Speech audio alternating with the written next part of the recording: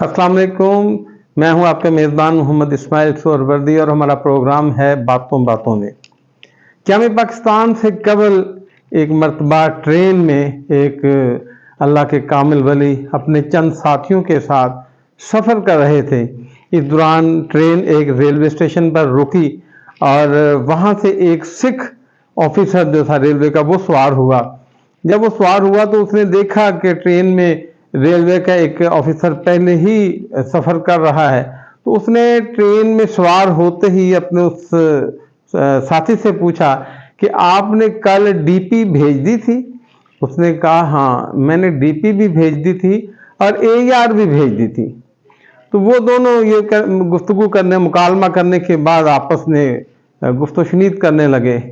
इस दौरान वो जो सिख ऑफिसर था उसने देखा कि ये कोई अल्लाह का नेक बंदा, कोई अल्लाह का कामिल वली, को पढ़ी लिखी शख्सियत लगती है और ये उसके साथी भी साथ हैं।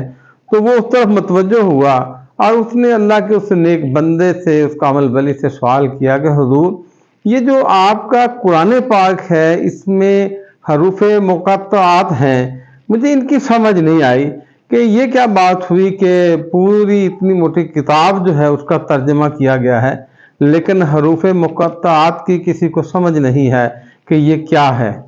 तो वो बुज़ुर्ग ने मुस्कुराते हुए बड़ा खूबसूरत जवाब दिया।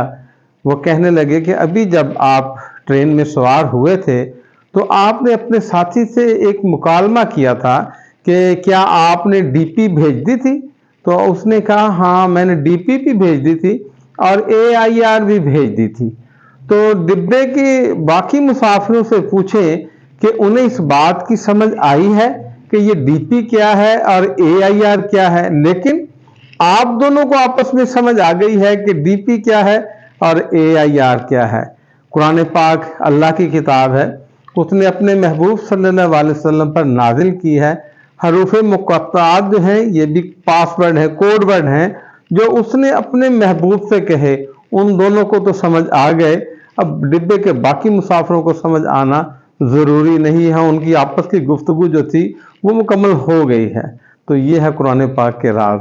अल्लाह ताला हमें कुरान पाक की समझ अता फरमाए। शुक्रिया।